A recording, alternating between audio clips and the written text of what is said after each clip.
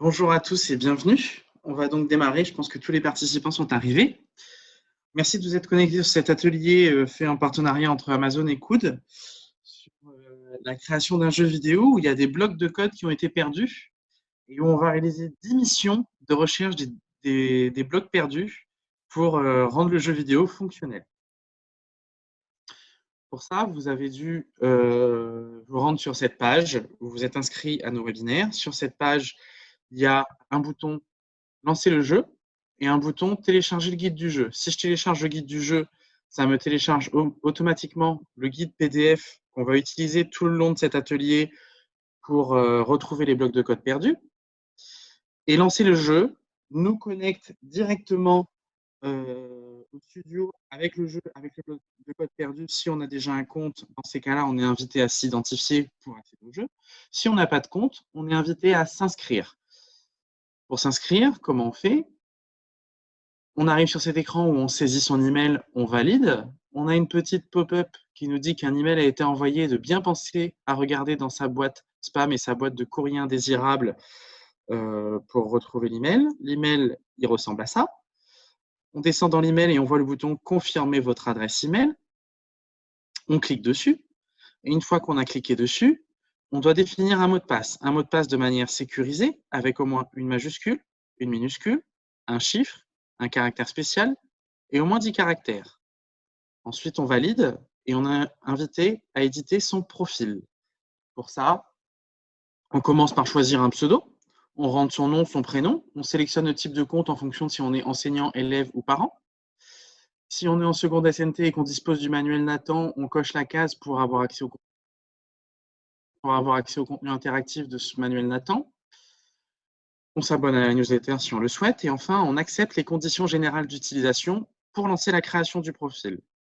Une fois que le profil est créé, on arrive sur le dashboard. Sur le dashboard, on a à nouveau le bouton pour télécharger le guide PDF du jeu ou le bouton Amazon pour lancer le jeu. Je vais donc cliquer sur le bouton Amazon pour lancer le jeu. Une fois que j'ai lancé le jeu, j'arrive sur la partie studio, là où on design le jeu et là où on peut coder tous les éléments pour faire le jeu. Je commence donc par cliquer sur le petit bouton Play qui va exécuter mon jeu. Et quand je clique dessus, ça le lance, ça me permet de tester, voir si ça fonctionne ou pas ce que j'ai fait. Donc là, le but du jeu, j'essaie de bouger. Et quand j'essaie de bouger, je vois que mon personnage ne bouge pas. Je suis donc invité à aller dans le studio pour regarder la vidéo 1. Je vais donc vous guider tout du long, je vais vous montrer comment on fait. Le but, ce n'est pas que vous fassiez en même temps. Le but, c'est que vous regardiez, que vous compreniez bien tout ce que je fais. Où est-ce que je trouve les informations dans le PDF? Et ensuite, que vous le réalisiez tout seul, en autonomie, de votre côté, à votre rythme, pour réussir les 10 missions. Et si vous avez des questions, vous pouvez toujours me les poser en cliquant sur « Besoin d'aide » ici. Donc là, j'ai été invité à regarder la vidéo 1. Donc pour ça, je clique en bas à gauche sur « Tutoriel ». Et là, j'ai deux sections de vidéos. Une section de prise en main, avec l'essentiel de la plateforme en 20 minutes. C'est vraiment pour prendre la plateforme en main en 20 minutes. Mais ce qui nous intéresse, nous, c'est les tutos Amazon, l'émission « À la recherche du code perdu ». Si je vais dans cette section-là, j'ai accès à 11 vidéos. Une première vidéo de prise en main de la plateforme qui explique comment prendre en main la plateforme. Et ensuite, une vidéo pour les 10 missions à réaliser. La première mission, si je clique dessus, par exemple, je vais être guidé dans cette vidéo sur où cliquer pour où retrouver les blocs de code vraiment pas à pas. Cette vidéo, je peux la déplacer en cliquant sur les petits points en haut à gauche et la mettre à droite, à gauche. Je peux la redimensionner en fonction de la taille de mon écran en cliquant en bas à droite sur les petits points et la mettre dans un petit coin pour lire la vidéo dans un coin et moi travailler de l'autre côté pour faire exactement ce qu'ils font. Mais nous, dans le cadre de cet atelier, on va se baser sur le PDF qui reprend le même contenu que les vidéos. Si je vais sur le PDF, je vois que j'ai un sommaire avec les 10 missions. Et si je vais sur la mission 1, qui est animer un personnage, on me dit qu'il faut, dans le menu en haut à droite, cliquer sur le bouton calque. Pourquoi le bouton calque? Parce qu'en fait, le studio il fonctionne comme un logiciel de photo ou comme en dessin. On a différents calques. Il faut imaginer plein de feuilles de calque sur lesquelles on dessine chaque élément. Et ensuite, on superpose toutes ces feuilles de calque pour avoir le rendu final. Et c'est comme ça qu'on fait un jeu vidéo. Et donc, on nous dit d'aller sur le calque personnage, de sélectionner le calque personnage, et de sélectionner notre personnage qui s'appelle Koudi, et ensuite d'aller dans le menu en haut à gauche et de cliquer sur le bouton inférieur, supérieur pour accéder au mode code. Le mode code, ça se signifie avec ce bouton inférieur, supérieur, qui est vraiment la signification de aller dans le code de manière internationale. Et ensuite, on nous dit, pour que la caméra suive l'acteur, il faut sélectionner l'onglet au démarrage, trouver le bloc exécuter, et dans les menus déroulants, sélectionner Koudi, définir comme acteur principal pour avoir ça. C'est important de faire suivre la caméra sur notre acteur parce que sinon, quand on va jouer au jeu, on va se déplacer sur la scène et en fait, le personnage, il peut sortir de l'écran. Et nous, on ne veut pas qu'il sorte de l'écran, on veut que la caméra elle reste sur lui pour qu'il ne sorte jamais de l'écran. Donc, c'est comme ça qu'on définit la caméra sur l'acteur. Ensuite, on va définir les mouvements et pour ça, on va aller dans l'onglet répéter indéfiniment et on va mettre un bloc si la touche suivante est pressée, faire avancer Koudi. Et ensuite, on va faire pareil pour reculer et pour sauter. Comment on fait ça? Je vais donc dans le studio, je vais cliquer sur le bouton calque, comme ils ont dit dans le PDF, je clique sur personnage, ça apparaît en vert, je clique sur OK pour valider, et j'ai mon calque personnage qui est mentionné ici. Ensuite, je sélectionne mon personnage qui s'appelle Koudi, il est entouré de bleu pour me dire qu'il est sélectionné, et je vais dans le bouton inférieur-supérieur qui signifie code. Une fois que je suis dans le menu de code, je vois que j'ai différents onglets. J'ai l'onglet au démarrage, l'onglet répéter indéfiniment et l'onglet au contact. Au démarrage, c'est le code qui va s'exécuter au démarrage du jeu, une seule fois, et après c'est fini. Répéter indéfiniment, c'est le code qui va s'exécuter tout le temps, tout le long du jeu. On veut que ça le fasse tout le temps, quoi qu'il arrive. Et donc, du coup, c'est là qu'on va coder, par exemple, les mouvements, parce qu'on va vouloir que le personnage puisse se déplacer à n'importe quel moment du jeu. Et au contact, c'est le code qui va se déclencher quand on va toucher quelque chose. Donc, nous, ce qui nous intéresse, c'est dans la partie au démarrage. Et dans la partie au démarrage, on nous avait dit de vérifier qu'il y a bien le bloc exécuter Koudi général définir comme acteur principal pour que la caméra suive bien notre héros. Le bloc est bien présent, donc c'est bon, la caméra elle suivra tout le temps notre personnage. Ensuite, on va aller dans l'onglet répéter indéfiniment pour y coder les mouvements. Comment je fais? Je vais dans le bouton conditions, dans le menu conditions à gauche, je prends le bloc si la touche suivante est pressée. Et là, si je clique sur la liste déroulante, j'ai accès à toutes les touches du clavier, et notamment la flèche de droite. Donc, si la flèche de droite est pressée, et on voit que j'ai un petit trou pour y emboîter quelque chose. Qu'est-ce que je peux y emboîter? Je peux y emboîter un bloc exécuter, que je prends dans le menu acteur. Et là, j'exécute Koudi, parce que mon personnage s'appelle Koudi, et je demande à ce qu'il avance. Du coup, ça se lit comment? Ça se lit si la touche suivante, flèche de droite, est pressée, exécuter Koudi pour le faire avancer. Et là, on a codé pour faire avancer le personnage. Maintenant, il faut répéter l'opération pour le faire reculer. Pour ça, soit je retourne dans le menu prendre les blocs de code, soit je fais un clic droit dessus et je fais dupliquer, et ça me duplique tout le bloc de code. Et ensuite, je peux faire flèche de gauche et reculer. Et je fais pareil pour sauter avec la flèche du haut. Et là, j'ai fini de coder mon personnage pour qu'il puisse se déplacer en mode bloc. Après, ce qu'il faut savoir, c'est qu'en informatique, il y a différents langages. Là, on est sur un langage en bloc, mais les ordinateurs, ils dialoguent avec des langages comme les humains. Il y en a qui parlent en anglais, d'autres en français, d'autres en allemand, d'autres en italien. Et ben, les ordinateurs, c'est pareil. Il y a tout un tas de langages. Et pour voir ce que ça peut donner dans un langage de programmation machine d'ordinateur, je clique sur la petite enveloppe et j'ai accès au code dans deux langages. Ici, le JavaScript, voilà ce que ça donne. Et ici, le Python, voilà ce que ça donne. Il faut savoir que c'est à titre informatif, mais le Python, il est au programme scolaire. Donc, c'est très intéressant de voir ce que ça donne quand on a codé. Je valide. Et je retourne sur le menu de design du jeu. Ici, j'enregistre. C'est très important d'enregistrer très souvent, surtout si on a une connexion Internet de type filaire, de type Wi-Fi. qui peut être instable, ou même en ce moment en période de confinement, les connexions Internet sont hyper sollicitées, du coup, on pourrait perdre notre travail. Donc, il faut bien penser à cliquer sur la disquette pour enregistrer très souvent. Ensuite, je clique sur le bouton Play pour tester mon jeu et voir si ça fonctionne. Donc là, j'ai cliqué sur Play, ça lance mon jeu, et je vois que je peux me déplacer. C'est donc parfait, je peux me déplacer. Je vais donc essayer de prendre l'ascenseur pour monter, et ce que je vois, c'est qu'en fait, l'ascenseur, il part tout seul sans moi, et moi, je reste en bas. C'est pas ce que je veux. Je suis invité à regarder la vidéo 2 pour résoudre le problème, mais nous, on va se baser sur le PDF, la mission 2. Et pour ça, la mission 2, c'est programmer les mouvements de l'ascenseur. On nous demande dans le menu en haut à droite de cliquer sur le bouton calque, ensuite de sélectionner le calque objet, et dans ce calque objet, de sélectionner la zone verte héros sur l'ascenseur. La zone verte héros sur l'ascenseur, elle est ici. Qu'est-ce que c'est? C'est une zone de trigger. Un trigger, c'est un déclencheur, c'est un élément invisible lorsqu'on va exécuter le jeu, mais qui nous permet de mettre du code dedans. Et là, qu'est-ce qu'on va faire notamment? On voit qu'il a été positionné pile sur l'ascenseur. Et en fait, ce qu'on va faire, c'est on va dire, quand mon personnage Cody il est sur l'ascenseur, donc quand il va toucher la zone verte, on va considérer qu'il est sur l'ascenseur, et donc on va lui dire qu'il est sur l'ascenseur.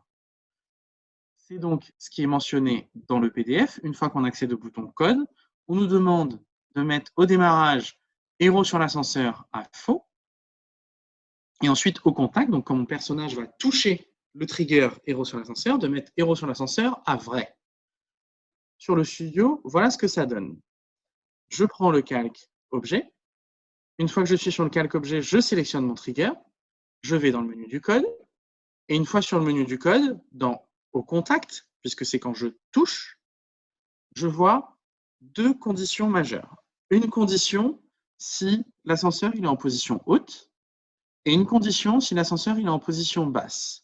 Moi, je veux que mon héros il puisse monter, mais qu'il puisse aussi descendre. Donc, je veux que dans les deux cas, la variable héros sur l'ascenseur, elle soit à vrai. Pour ça, je vais dans le menu conditions, et je prends le bloc vrai-faux que je laisse à vrai, et je renseigne les variables. Et par contre, dans le menu au démarrage, ici, j'ai la variable héros sur l'ascenseur qui n'est pas renseignée, il faut que je la mette à faux, puisque au démarrage du jeu, mon héros ne sera pas sur l'ascenseur. Et du coup, si je retourne sur le menu de design, j'enregistre, je clique sur play. Quand je vais me déplacer et que je vais aller sur l'ascenseur va me prendre en même temps que lui. On va donc attendre qu'il descende. Et maintenant qu'il est en bas, je remonte avec l'ascenseur. C'est donc parfait, j'ai codé l'ascenseur. Et je suis en haut, je peux continuer à jouer. Là, si je vais sur la gauche, j'ai un trampoline. Mais quand je vais dessus, je ne saute pas. Je suis invité à regarder la vidéo 3, mais nous, on va regarder le PDF, la mission 3. Pardon. Et la mission 3, c'est faire sauter le héros sur un trampoline. Pour ça, on nous dit de sélectionner le calque objet, puisque le trampoline est un objet, de sélectionner le trampoline, d'aller sur le bouton code, et là, de prendre un bloc définir la vélocité Y de Cody à une valeur grande négative. Alors pourquoi? Parce qu'en informatique, c'est souvent comme en mathématiques, on fonctionne avec des axes X, Y.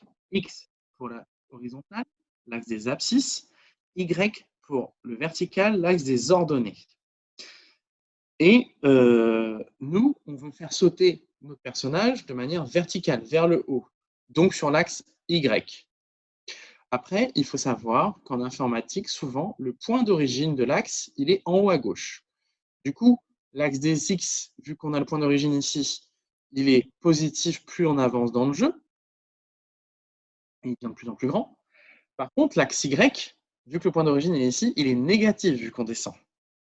C'est pour ça qu'on met une valeur négative. Et qu'on agit sur la vélocité pour qu'il rebondisse. On va donc aller dans le studio. Là, pour éviter de devoir attendre l'ascenseur, je vais déplacer mon personnage en prenant le calque personnage. Je sélectionne mon Cody et je le glisse en haut. Et pour me déplacer sur la plateforme, je fais un clic droit, je laisse cliquer et je déplace ma plateforme, je me déplace où je veux. Là, du coup, je prends le calque objet pour sélectionner ensuite mon trampoline. Une fois que j'ai sélectionné mon trampoline, je vais dans le menu Code. Et une fois dans ce menu Code, dans la partie Au contact, donc quand je vais toucher mon trampoline, je vais lui ajouter un bloc Définir. Là, définir Coudi, parce que c'est Coudi qui va sauter. La vélocité sur l'axe Y. Et là, j'y rajoute un bloc de maths. Et je mets moins beaucoup. Une valeur négative pour qu'elle aille vers le haut et beaucoup. Du coup, là, je retourne dans le menu d'exécution, je teste. Et quand je vais sur le trampoline, mon personnage, il saute bien. Une fois que mon personnage il rebondit, j'ai donc réussi à coder le trampoline. On va donc passer à la mission suivante, qui est la mission interagir avec un personnage. Pour ça, je rapproche mon Coudi pour gagner du temps. Et quand je me rapproche de lui, qu'est-ce que je vois? Je vois qu'il me dit des points d'interrogation. Moi, je veux le faire parler. Je suis invité à regarder la vidéo 4, mais on va faire avec le PDF. Et pour ça, dans le PDF, il est mentionné dans la mission 4, interagir avec un autre personnage, de cliquer sur le calque personnage, de sélectionner le personnage qui s'appelle Bandito, d'aller sur le menu du code et de lui mettre le texte « Il y a une cave secrète près de l'ascenseur ». Je retourne donc dans le studio. Je prends le calque personnage. Sur ce calque personnage, je sélectionne Bandito et je clique sur le bouton code. Une fois sur le bouton code, je vois qu'effectivement, j'ai un bloc exécuter texte Bandito définir le texte avec des points d'interrogation. Et bien tout simplement, ici, je lui mets le texte, il y a une cave secrète. Et du coup, quand je retourne dans le jeu et quand j'exécute, quand je m'approche de Bandito, automatiquement, il me dit il y a une cave secrète. On a donc terminé d'interagir avec Bandito et ça a fonctionné. Maintenant, je vais déplacer mon personnage pour l'approcher du méchant. Et là, si j'exécute, je vois que mon méchant, il ne bouge pas. Et l'idée, en fait, ça serait qu'il bouge de manière continue dans le trou, ici. Pour ça, qu'est-ce que je fais? Je vais sur le PDF et je regarde la mission suivante, qui est déplacer un ennemi en continu. Là, on me dit de sélectionner le calque personnage, de sélectionner le méchant qui s'appelle Crobinator et de cliquer sur le bouton inférieur-supérieur pour aller sur le code. Et dans la section maths, de prendre des blocs de nombres pour réajouter des nombres. Et en fait, Crobinator va se déplacer sur l'axe des abscisses, donc l'axe horizontal, l'axe X. Et on va le faire se déplacer entre 2150 pixels et 2400 pixels. Et il va faire des allers-retours non-stop.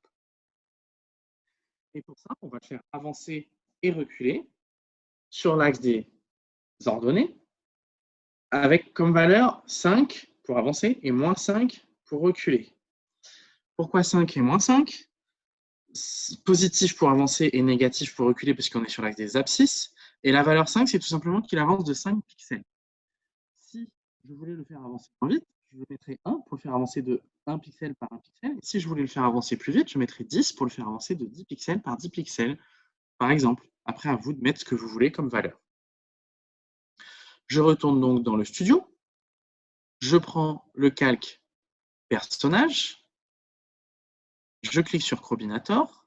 Et là, je vais dans son code. Et dans la partie répéter indéfiniment, puisque je veux qu'il se déplace de droite à gauche de manière indéfiniment, je vois que j'ai deux conditions. Crobinator sur la position X inférieure ou égale à 2150. Dans ces cas-là, il regarde à droite, donc il avance. Et Crobinator qui a une position X supérieure ou égale à 2450, il regarde à gauche, donc il recule.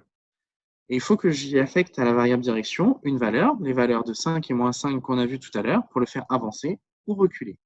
Pour ça, je vais dans la section maths, je prends des blocs de mathématiques pour pouvoir y mettre des valeurs, et quand il avance, je lui mets 5, et quand il doit reculer, je lui mets moins 5. Et du coup, si je retourne dans le menu d'exécution du jeu, j'enregistre pour ne pas perdre mon travail, je clique sur Play, et là j'ai mon Crobinator qui va reculer jusqu'à 2150 pixels, puis faire demi-tour et avancer jusqu'à 2450 pixels. Et ça de manière indéfinie, puisqu'on a mis ça dans répéter indéfiniment. La mission d'après, en fait, ça va être gérer les vies. Si je regarde là, j'ai 3 vis. Donc, si je touche Crobinator qui est un méchant, je devrais perdre une vie. Sauf qu'en fait, on voit bien, je l'ai touché, je clignote, je suis invincible, mais je n'ai pas perdu de vie. Donc, pour ça, il va falloir coder le nécessaire pour perdre une vie. Je vais donc dans le PDF. Dans le PDF, je vais sur la mission d'après, qui est perdre une vie. Sur cette mission, on me dit de sélectionner le calque personnage et de sélectionner le cookie vie. Alors, qu'est-ce que c'est qu'un cookie? En informatique, on utilise beaucoup des cookies. Par exemple, si vous allez sur Internet, sur un site marchand pour acheter un vélo, vous allez ajouter le vélo à votre panier. Que va faire le site marchand? Il va rajouter ce vélo dans un cookie sur votre ordinateur pour dire que vous voulez acheter un vélo. Et bien nous, on va faire pareil, sauf que dans le cookie, au lieu d'y mettre un vélo, on va y mettre des vis. Donc on nous dit que le cookie, il est tout à gauche de la scène, on va le retrouver tout à l'heure, d'aller dans le code de celui-ci, et en fait, il va falloir d'en répéter indéfiniment, lui mettre le nécessaire pour décrémenter le nombre de vies, c'est-à-dire soustraire 1 à la valeur du cookie à chaque fois qu'on va perdre une vie. Et donc pour ça, je vais aller dans le studio, je vais aller dans le menu d'édition, je vais à gauche de la scène, donc en fait là on voit à gauche de la scène, j'ai mon cookie vie qui est ici. Il est sur le calque personnage parce que les vies c'est allié au personnage, je le sélectionne et je clique sur le bouton du code. Une fois que je suis sur le code, je vois que j'ai une conditionnelle pour perdre une vie, mais effectivement, je n'ai rien pour décrémenter le nombre de vies. Je vais donc y ajouter un bloc dans le menu acteur exécuter. Je vais donc exécuter mon cookie vie et je vais lui définir une valeur. Et pour définir la valeur, pour lui dire que je veux décrémenter, je vais faire une opération mathématique. Donc, je vais aller dans Math. Je vais prendre une opération mathématique et je vais repartir de la valeur initiale du cookie en reprenant un bloc exécuter, mais cette fois-ci et retourner le cookie vie qui est ici. Et là, je prends obtenir la valeur pour reprendre la valeur qu'il avait. Ce qui fait qu'au début du jeu, j'ai 3 vies. Si j'en perds, j'en ai plus que 2. Et ensuite, dans le jeu, si je repère une autre vie, je tombe à 1 vie, puisque j'avais plus que 2 vies. Et là, je fais tout simplement une soustraction de 1. Je retourne dans le menu du jeu, j'enregistre, j'exécute. Et quand j'exécute, si je me rapproche de Crobinator, là j'ai 3 vies. Donc si je me rapproche de lui et que je le touche, pouf, je suis invincible, j'ai perdu une vie, j'en ai plus que 2. J'attends de ne plus être invincible. Et si je suis plus invincible et que je me rapproche de Crobinator, je le retouche, j'ai encore perdu une vie, j'en ai plus qu'une. Donc ça fonctionne. J'ai bien perdu des vies. Ensuite, on va essayer de tuer Crobinator. Pour ça, on va lui sauter dessus par le haut. Et du coup, quand je saute dessus, je vois qu'il reste sur place, mais il ne bouge pas. Et en plus, il est censé nous donner la clé pour ouvrir la porte qui est ici. Il ne l'a pas donnée. Donc ça nous amène à la mission suivante, qui est la mission 7, éliminer l'ennemi et collecter la clé. Pour ça, on nous demande de sélectionner les calques personnages, d'aller sur le code de Crobinator, et dans Au contact, donc quand on le touche par le dessus, quand on lui saute dessus, mettre les blocs clé à vrai et changer la santé de Crobinator à mort. Voyons voir ce que ça donne dans le studio. Je retourne en mode code. Je vais donc sur mon calque personnage. Je sélectionne mon Crobinator, je vais dans son code. Et une fois dans son code, dans Au contact, je vois que là j'ai une condition. Si Crobinator il a une collision sur la bordure haute en contact, ça veut dire si je lui saute dessus, il se passe quelque chose.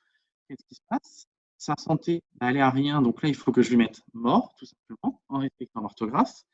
Et ensuite, il faut que je rajoute la clé. Donc pour ça, je vais rajouter une variable. Donc je vais faire fixer élément que je vais renommer en cliquant ici sur renommer la variable clé, en faisant attention à l'orthographe.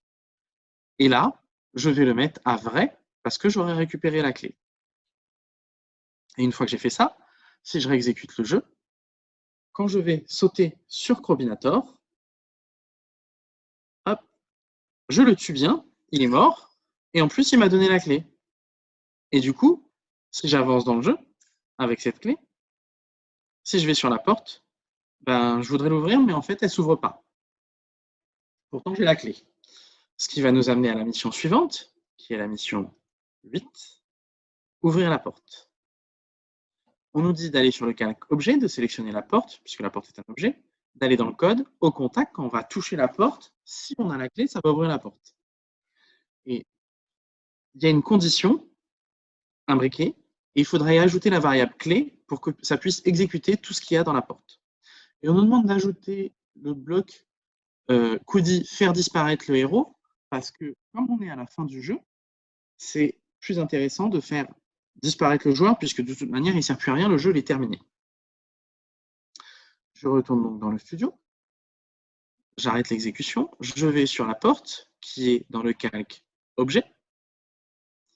Là, je sélectionne la porte, je vais dans le code, et dans Au contact, je vois effectivement que j'ai une condition ici, un trou, où il va falloir y mettre un bloc de code, égal à vrai, et ça exécute plein de choses. Qu'est-ce qui est égal à vrai? C'est la clé. Tout à l'heure, quand on a tué le combinator, on a fixé la variable clé à vrai. Donc là, je prends une variable que je nomme exactement de la même manière, clé. Et là, du coup, si clé est égal à vrai, ça va exécuter tout ça, dont exécuter Coody, faire disparaître. Donc ça va aussi faire disparaître mon Coody. Donc c'est bon. Je peux donc enregistrer, retester. Et là, quand je teste, je commence par tuer Combinator. J'ai bien la clé. Et ensuite, j'ouvre la porte. Et une fois que j'ai ouvert cette porte, j'ai le score qui affiche parce que le jeu est terminé. Il me dit bien que j'ai 6 pièces, que j'ai 3 vies. Par contre, souvent dans les jeux, ça dit que ça fait un classement. Et dans ce jeu-là, il y a un classement en fonction du nombre de pièces qu'on a attrapées. On va y mettre un classement A si on a beaucoup de pièces, B si on a un nombre de pièces moyen, et C si on n'en a pas beaucoup. Pour ça, on va aller à la mission suivante, qui est la mission 9. Afficher les scores. On nous demande de sélectionner le calque objet, d'aller sur la porte, puisque le score il est affiché quand on touche la porte, et d'aller dans le code au contact. Et là, de définir des intervalles. Donc, on va classer le score en rang A, B ou C. A, on a le maximum de pièces. B, on a un nombre de pièces moyen. C, on n'en a pas beaucoup. Par exemple, nous, on dit qu'entre 0 et 10 pièces, on n'en a pas beaucoup, on est C. Entre 11 et 20, on a un nombre de pièces moyen, donc on est B. Et entre 21 et 33, on a beaucoup de pièces, donc on est A. Mais vous pouvez changer ces intervalles de valeurs et mettre ce que vous voulez. C'est vraiment des intervalles de valeurs que vous définissez. Et ici, ensuite, on va utiliser les signes de comparaison strictement supérieur, strictement inférieur, supérieur ou égal, inférieur ou égal, en fonction des intervalles qu'on aura définis pour définir les rangs. À chaque fois sur le PDF, après les explications, il y a toujours une capture d'écran qui reprend tous les blocs de code de manière à ce que vous voyez ce que ça doit donner une fois codé. Mais nous, on va le faire directement sur le studio. Et du coup, je stoppe. Je vais dans le code de la porte qui est dans le calque objet. Ici, je clique sur le code. Et dans contact, effectivement, qu'est-ce que je vois? J'ai des conditions avec des trous ici. J'ai une première condition pour définir le rang C.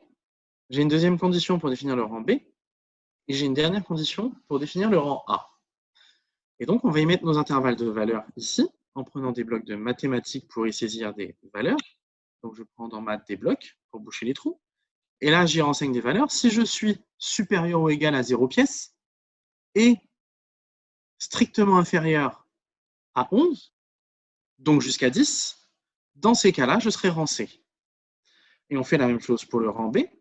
Le rang B, c'est si je suis supérieur ou égal à 11, et du coup strictement inférieur à 21, dans ce cas-là, je serai le rang B. Et enfin, il y a le dernier, où là, c'est tout simplement si je suis supérieur ou égal à 21, et bien je serai le rang A. Du coup, je retourne dans le menu d'exécution, j'enregistre, je fais play. Et là, on va essayer. Donc, je vais tuer Combinator. Je l'ai tué, il est mort. Je prends des pièces. Et je vais sur la porte. Et là, j'avais 6 pièces. Je suis donc le rang C. Et le rang C s'affiche. C'est donc parfait. J'ai ma fenêtre de score qui est finalisée. Et on a retrouvé tous les blocs de code perdus. Il reste donc encore une mission bonus. si je regarde dans le PDF, la mission bonus et la mission 10, c'est placer les collisions et personnaliser le décor. Pourquoi? Si je vais sur le studio, je retourne dans menu exécution, je vais en profiter pour remettre mon personnage en début du jeu. Quand je suis au début du jeu, qu'est-ce que je vois sur cet écran? Pourtant, quand je jouais, je ne voyais pas des blocs bleus là, mais là, je vois plein de blocs bleus. Les blocs bleus, ce sont des collisions. Pour y voir plus clair, je vais désactiver le calque objet, ça on ne le voit plus, et je vais me rendre sur le calque collision. Une fois sur ce calque collision, je vois que j'ai différentes collisions disponibles. Pourquoi? Parce qu'il faut lui expliquer qu'un mur, c'est un mur et un sol, c'est un sol. Sinon, l'ordinateur, il n'a aucun moyen de savoir. Pour lui, c'est une image. Donc, on lui met une collision pour pas que le personnage y passe à travers. Une collision bleue, ça veut dire une collision pleine. Je passe d'aucun côté. C'est vraiment infranchissable. La collision avec les flèches vers le haut, c'est pour les plateformes comme ici. Ça me permet de sauter de bas en haut, mais de rester dessus et pas redescendre. Les flèches vers le bas, c'est l'inverse. Les flèches vers la droite, je peux passer de gauche à droite, mais pas de droite à gauche. Et les flèches vers la gauche, c'est l'inverse. Donc nous, ce qui pourrait être intéressant, tout à l'heure, Pandito, il nous a dit qu'il y avait une cave secrète près de l'ascenseur. Elle est ici, en fait, cette cave secrète.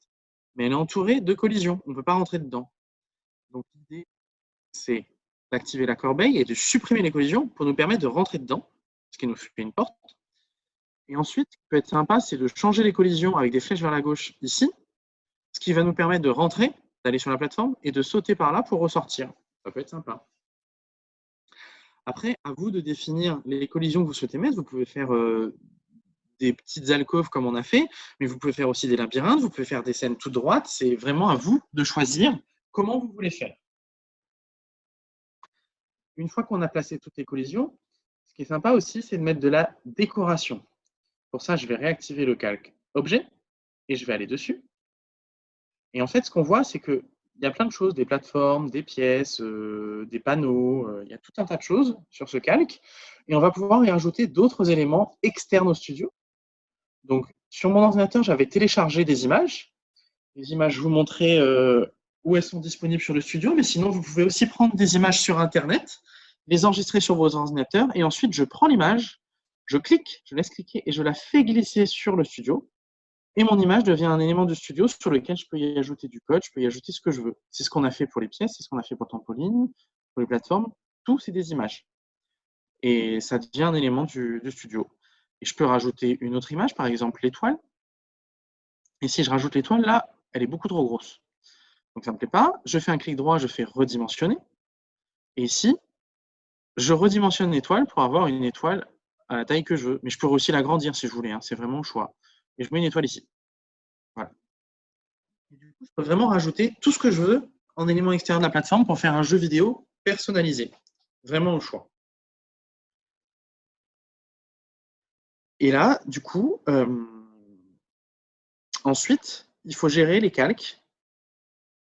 Si je regarde sur le jeu présent, il y a différents calques. Il y a les calques BG 1, 2, 3, 4, grille, nuage, sol.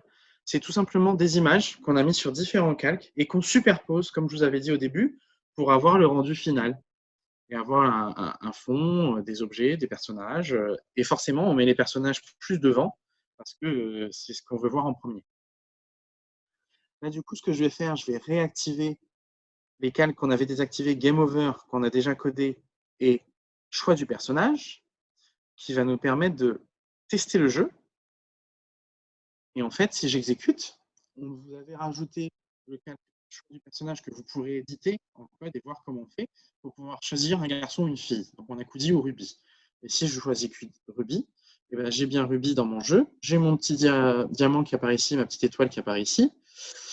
Je peux aller dans la cave secrète et je peux repasser par là et je peux reprendre l'ascenseur et je peux jouer le jeu en complet. Et on a donc terminé les 10 missions de recherche de code perdu. Et ce qu'on vous propose, en fait, c'est de faire vos jeux et de nous les partager en utilisant ce bouton qui permet de générer une URL. Et cette URL, en fait, si vous la donnez à n'importe qui, même quelqu'un qui n'a pas de compte coude, il pourra jouer à votre jeu. Et pour ça, soit il utilise le clavier, soit il utilise les flèches s'il a un ordinateur tactile et les boutons pour sauter. Et bientôt, il pourra utiliser un smartphone ou une tablette. Et en fait, si vous faites des jeux sympas, vous nous les envoyez par email à info@coud.fr, ce lien-là. Et nous, les plus beaux jeux, on les publiera sur les réseaux sociaux. Donc, à vous d'avoir d'imagination pour nous envoyer les jeux les plus sympas et les plus fun. Ensuite, je vais revenir sur la partie dashboard, où on était arrivé au début. Tout à l'heure, j'ai cliqué sur Amazon lancer le jeu. Qu'est-ce que ça a fait? J'ai mon espace personnel ici, où j'ai tous mes projets. Et notamment, ça m'a créé le projet à la recherche du code perçu, qui est ici, que je peux reprendre en cliquant éditer dans Studio si j'ai bien sauvegardé. Je peux y jouer seulement, je peux le télécharger si j'ai envie ou le déplacer, et le supprimer si j'ai envie de recommencer l'exercice. Si je veux recommencer l'exercice, je le supprime et je reclique sur le bouton là, et ça recommence. On a aussi une notion de groupe. Si je vais sur groupe, on peut avoir autant de groupes qu'on veut. Un groupe, c'est un espace de travail pour travailler avec des amis, par exemple. Si je prends, je peux en créer autant que je veux en cliquant sur créer une classe, et là, je vais sur le premier groupe. Par exemple, j'ai un espace public. Dans cet espace public, quand j'ai d'autres membres qui adhèrent à ce groupe, par exemple ici, chaque membre qui a adhéré au groupe a accès à cet espace public, je vais pouvoir leur partager soit des jeux, soit des documents PDF, soit des images, soit des Word, vraiment ce que je veux. Et si je clique sur le bouton information, j'ai partagé le groupe, j'ai des codes de partage, et ces codes de partage, je les donne à mes amis pour qu'ils puissent venir rejoindre le groupe. Et pour rejoindre, ils cliquent sur rejoindre ici, et ils rejoignent de cette manière le groupe. Enfin, si je descends tout en bas, j'ai le bouton groupe Amazon. Si je clique dessus, j'ai accès au PDF qu'on a utilisé tout le long de cet atelier, au projet version tutoriel, donc avec les blocs de code perdus que je peux cloner dans mon espace perso, au projet version codée, donc c'est avec tous les blocs déjà finis, juste pour y jouer, que je peux jouer ou cloner dans mon espace perso, et la banque d'images que je vous ai montré tout à l'heure, que je peux télécharger ici pour avoir plein d'images. Il y a des bonbons, des clés, des fonds de bibliothèque, des étoiles, des nuages, des palmiers. C'est vraiment à vous ensuite de prendre les images que vous souhaitez pour faire le jeu le plus sympa qui vous plaise au mieux. On a donc terminé la mission. N'hésitez pas à nous contacter si vous aviez des questions par la suite. Et sinon, surtout, amusez-vous bien sur la plateforme, faites les jeux les plus sympas, et puis je vous souhaite une excellente journée. Au revoir.